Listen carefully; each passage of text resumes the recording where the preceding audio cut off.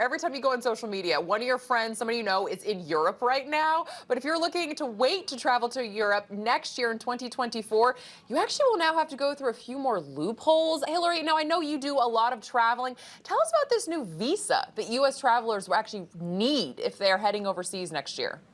Well, Alex, I think it's brilliant that you're asking this now. Let all of our viewers be amongst those who are well informed, because yes, you need to fill out. It's a right of carriage and travel, and that is, it's not an actual visa. It's like a visa. Bottom line, all it means for our viewers is you will fill out online things like your birth date, your passport number. It's not a lot of money. It's going to cost $8.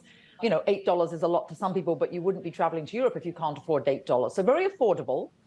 Bit of a hassle, but this is what's so important. It's certain countries and not others. It's members of the EU nations. If you don't want that hassle, go to England, because you won't need it there. You won't need it in Switzerland. You won't need it in Norway. So if a country isn't a member of the EU, you won't need it. And remember this, one of the requirements is about when your passport will expire. And I can tell you from, you mentioned I travel, but back in 2016, I took all my children to Italy.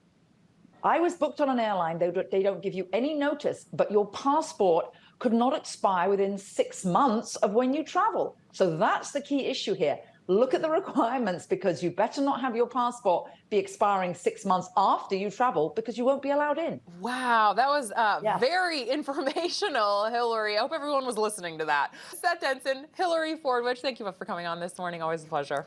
Pleasure. Thanks so much.